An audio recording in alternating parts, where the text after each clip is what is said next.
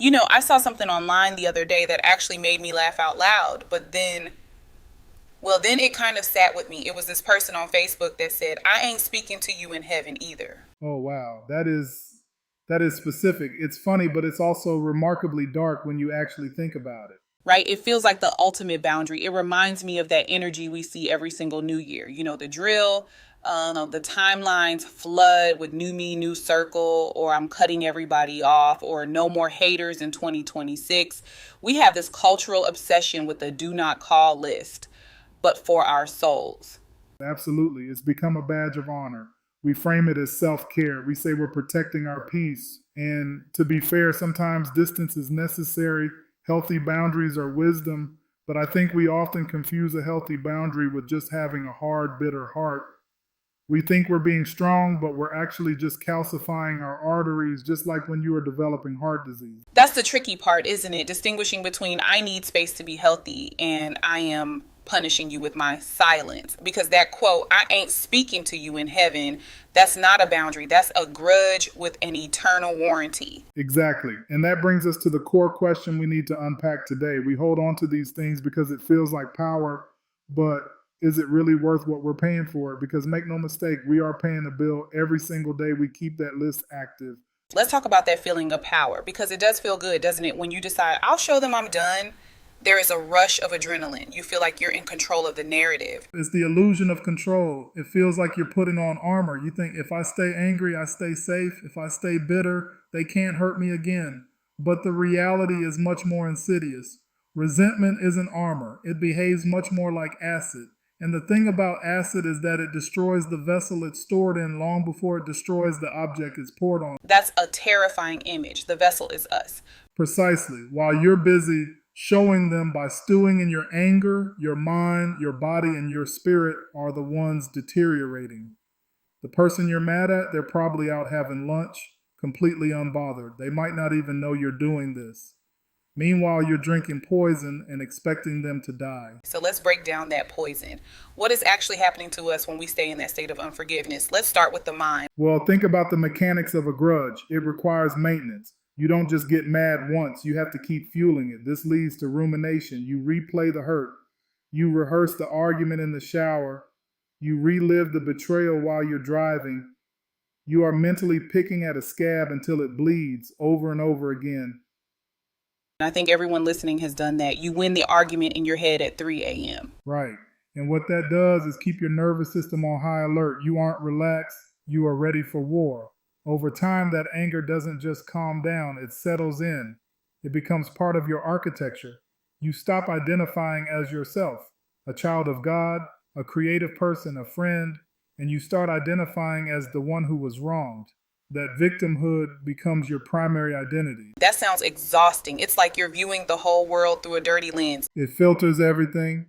If you hold on to bitterness, you start to mistrust everyone. You expect betrayal. If someone does something neutral, you interpret it as negative because your baseline is suspicion. You're protecting yourself from a threat that might not even be there anymore. And I imagine that spills over into the physical body too. We tend to think of emotions as just in our heads, but stress is physical.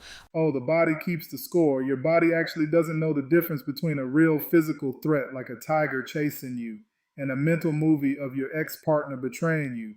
Every time you relive that memory, your body fires off the same stress response.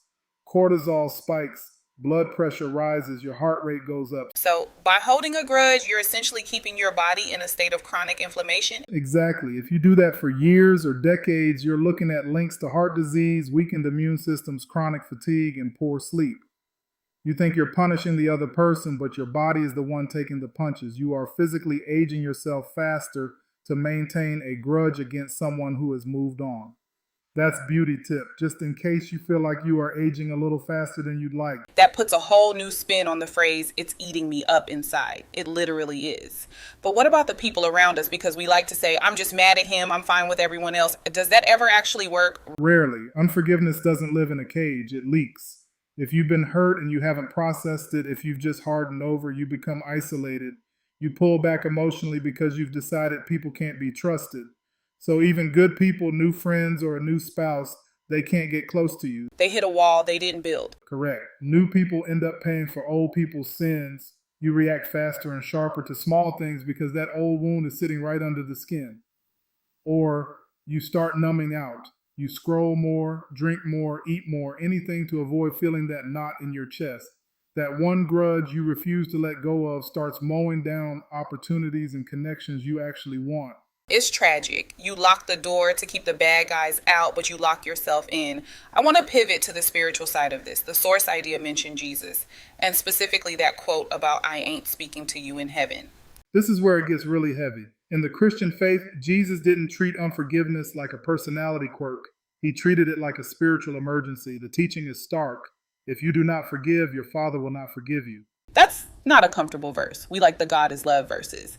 That one feels like an ultimatum. It is heart level business. It's not optional. The theology can get complex, but the core is simple. You cannot comfortably cling to bitterness and be in a good place with God. If you belong to Christ, His Spirit is going to bother you about it. He's going to keep nudging you, saying, let it go, release them. It's like a warning light on a dashboard. That's the perfect metaphor. Think about your car. When the check engine light comes on, you don't smash the dashboard with a hammer. You don't put duct tape over the light. You take the car in because something under the hood is broken. Unforgiveness is that light. It's not there to condemn you. It's there to tell you that something is overheating. God isn't bringing up that old name or face to torture you. He's inviting you to bring it to the shop. He wants to detox your heart. I love that. It shifts the perspective from God is mad at me for being mad to God wants me to be free from this poison. But here is the big objection, B. I can hear the listeners screaming it right now. But they were wrong. What they did was unfair. Do I not have a right to be angry? That is the $1,000,000 question. Do I have a right? And let's be real. In many cases, yes. You were betrayed. It was unfair. It was abusive. The cross doesn't say it didn't hurt. The cross says it hurt and Jesus carried it. So the question isn't about rights. No, the question isn't, do I have a right to stay mad? The deeper question is it worth what it is costing me? Is being right worth your peace? Is it worth your sleep? Is it worth your blood pressure? Is it worth your closeness with God? You can be right and you can be dead inside. You have to choose. That's a sobering choice. I can be right or I can be free. So for the person listening who is realizing, okay, I'm holding a bag of poison, I want to drop it. How? Because feelings don't just vanish. No, they don't. And forgiveness isn't a feeling, it's a decision. It starts with naming it. You have to get quiet, put the phone away, and ask yourself, who am I secretly deciding I will never forgive? You already know the name. It popped into your head 5 minutes ago. Step 1, stop pretending it's not there. Step 2, be honest with God. It's okay to pray, God, I don't want to forgive them. I hate them right now, but I don't want this bitterness owning me anymore. Help me move toward it. That is a powerful prayer. That feels achievable. You don't have to lie and say, I love them. You just have to be willing to be willing. Exactly. And then take one practical step. Maybe it's praying a blessing over them, even if you have to grit your teeth while you say it. Maybe it's writing a letter, getting all the venom out and then burning it. It's not about erasing decades of pain in a day. It's about changing direction. You're turning the car around. I think that brings us back to that opening quote. I ain't speaking to you in heaven either. It's a funny line, but it reveals a disconnect. If we believe in an eternity with God, a place with no sin, no hatred, no tears, why are we so comfortable practicing bitterness down here? Why are we rehearsing a behavior that has no future?